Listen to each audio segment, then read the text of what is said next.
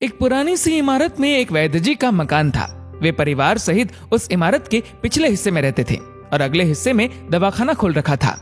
उनकी पत्नी की आदत थी कि दवाखाना खोलने से पहले वह वैद्य जी को उस दिन के घरेलू आवश्यक सामान की सूची एक चिट्ठी में लिखकर दे देती थी। वैद्य जी गद्दी पर बैठकर पहले भगवान का नाम लेते, फिर वह चिट्ठी खोलते। पत्नी ने जो चीजें लिखी होती उनके भाव देखते, फिर उनका हिसाब करते, फिर परमात्मा से प्रार्थना करते कि हे भगवान, मैं केवल तेरे ही आदेश के अनुसार तेरी भक्ति छोड़कर यहाँ दुनियादारी के चक्कर में आकर बैठा हूँ। वैद्य जी कभी अपने मुंह से किसी रोगी से फीस नहीं मांगते थे। कोई देता था, कोई नहीं देता था, किंतु एक बात निश्चित थी कि जो ही उस दिन के आवश्यक सामान खरीदने योग्य पैसे पूरे हो जाते थे, उसके बाद वह किसी से भी दवा के पैसे नहीं लेते थे, चाहे रोगी कितना ही धनवान क्यों न हो। एक दिन जब वैद्य जी ने दवाखाना खोला, गद्दी पर बैठकर परमात्मा का स्मरण करके पैसे का हिसाब लगाने के लिए आवश्यक सामान वाली चिट्ठी खोली, तो वह चिट्ठी को एक टक देखते ही रह गए। एक बार तो उनका मन भटक गया। उन्हें अपने आंखों के सामने तारे चमकते हुए नजर आए, किंतु शीघ्र ही उन्होंने अपनी तंत्रिकाओं पर नियंत्रण पा लिया। वे चिट्ठी में कुछ यूं देखते हैं कि आटे, दाल, चावल आदि के बाद पत्नी ने लिखा था कि बेटे का विवाह 20 तारीख को है, उसके दहेज का सामान।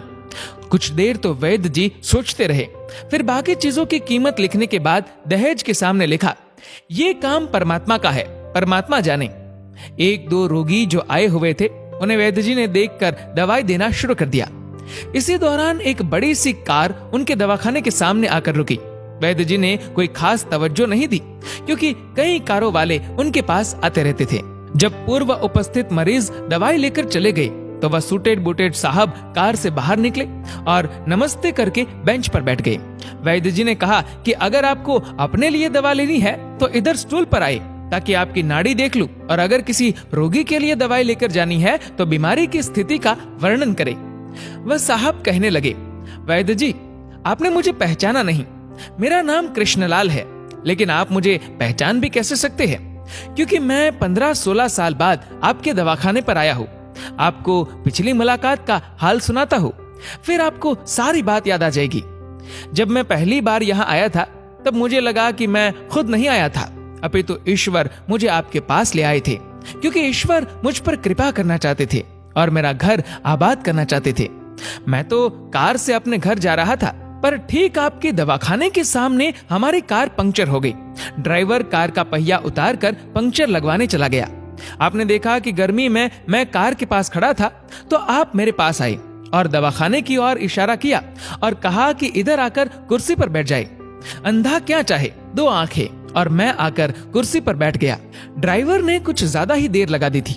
एक छोटी सी बच्ची भी यहाँ आपकी मेज के पास खड़ी थी और बार बार कह रही थी, चलो ना बाबा, मुझे भूख लगी है। आप उससे कह रहे थे कि बेटी, थोड़ा धीरज धरो, चलते हैं। मुझे लगा कि आप मेरे ही कारण खाना खाने नहीं जा रहे हैं, अतः मुझे कोई दवाई खरीद लेनी चाहिए, ताकि आप मेरे बैठने का भार महसूस न करें। मैंने कहा, वैद्य जी, मैं पिछले 5-6 साल से इंग्लैंड में रहकर कारोबार कर रहा हूँ। इंग्लैंड जाने से पहले मेरी शादी हो गई थी, लेकिन अब तक बच्चे के सुख से वंचित हूँ। यहाँ भी इलाज कराया और वहाँ इंग्लैंड में भी, लेकिन किस्मत ने निराशा के सिवा और कुछ नहीं दिया। आपने कहा, मेरे भाई, भगवान से निराश न हो। याद रखो कि उसके कोष में किसी चीज की कोई कमी नहीं है। आस, औलाद, धन, दौलत, इज्जत, सुख, दुख, जीवन, मृत्यु, सब कुछ उसी के हाथ में है। ये सब किसी वैद्य या डॉक्टर के हाथ में नहीं होता और न ही किसी दवा में होता है। जो कुछ होना होता है वह सब भगवान के आदेश से होता है। औलाद देनी है तो उसी ने देनी है। मुझे याद है आप बातें करते जा रहे थे और साथ साथ पुड़िया भी बनाते जा रहे थे। सारी दवाई आपने 2 भागों में विभाजित कर 2 अलग अलग लिफाफों में डाली थी और फिर मुझसे पूछकर आपने एक लिफाफे पर मेरा और दूसरे पर मेरी पत्नी का नाम लिखकर दवा उपयोग करने का तरीका बताया था। मैंने तब बेदिली से वह दवाई ले ली थी, क्योंकि मैं सिर्फ कुछ पैसे आपको देना चाहता था। लेकिन जब दवा लेने के बाद मैंने पैसे पूछे तो आपने कहा था, बस ठीक है। मैंने जोर डाला तो आपने कहा कि आज का खाता बंद हो गया है। मैंने कहा, मुझे आपकी बात समझ नहीं आई। इसी दौरान वहां एक और आदमी आया।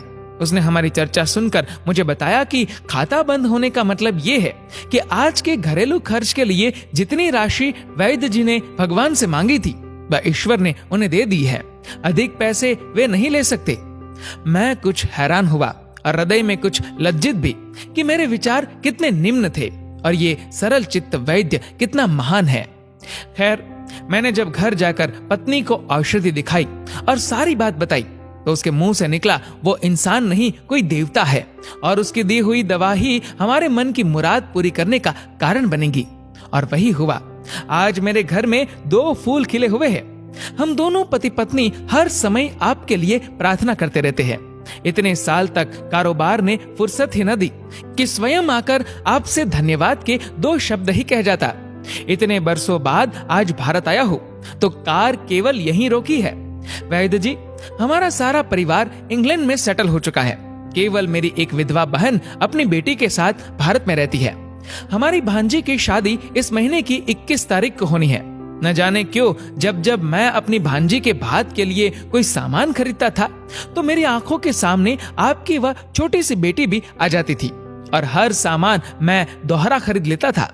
मैं आपके विचारों को जानता था कि संभवतः आप वह सामान न ले, किंतु मुझे लगता था कि मेरी अपनी सगी भांजी के साथ जो चेहरा मुझे बार बार दिख रहा है वह भी मेरी भांजी ही है। मुझे लगता था कि ईश्वर ने इस भांजी के विवाह में भी मुझे भात भरने की जिम्मेदारी दी है। वैद्य जी की आंखें आश्चर्य से खुली की खुली रह गई और बहुत धीमी आवाज में बोले, कृष्णलाल जी, आप जो कुछ कह रहे हैं मुझे समझ नहीं आ रहा कि ईश्वर की ये क्या माया है। आप मेरी श्रीमती के हाथ की लिखी हुई ये चिट्ठी देखिए। और वैद्य जी ने चिट्ठी खोलकर कृष्णलाल जी को पकड़ा दी।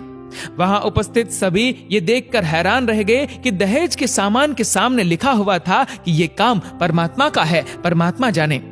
कांपती सी आवाज में वैद्य जी बोले, कृष्णलाल जी, विश्वास कीजिए कि आज तक कभी ऐसा नहीं हुआ कि पत्नी ने चिट्ठी पर आवश्यकता लिखी हो और भगवान ने उसी दिन उसकी व्यवस्था न कर दी हो। आपकी बातें सुनकर तो लगता है कि भगवान को पता होता है कि किस दिन मेरी श्रीमती क्या लिखने वाली है, अन्यथा आपसे इतने दिन पहले ही सामान खरीदवाना आरंभ न करवा दिया होता परमात्मा ने। वाह भगवान वाह, तू महान है, तू दयावान है। मैं हैरान हूं कि वह कैसे अपने रंग दिखाता है। वैद्य जी ने आगे कहा, जब से होश संभाला है एक ही पाठ पढ़ा है कि सुबह परमात्मा का आभार करो, शाम को अच्छा दिन गुजरने का आभार करो, खाते समय उसका आभार करो, सोते समय उसका आभार करो कि शुक्र है मेरे मालिक, तेरा लाख लाख शुक्र है। दोस्तों, जो लोग अपने जीवन रथ की डोर परमात्मा के हाथों में सौंप दिया करते हैं, परमात्मा उनके लिए क्या क्या नहीं किया करते। आवश्यकता है बस एक सच्चे हृदय से समर्पण की। दोस्तों, इस वीडियो को लेकर आपकी क्या राय है नीचे कमेंट करके जरूर बताएगा। और अगर आपको वीडियो अच्छा लगा हो तो इस वीडियो को लाइक करेगा, शेयर करेगा ज्यादा से ज्यादा लोगों तक। और ऐसी और भी इंस्पिरेशनल वीडियोस के लिए सब्सक्राइब करें हमारे यूट्यूब चैनल को और फेसबुक पर फॉलो करें हमारे पेज को। धन्यवाद।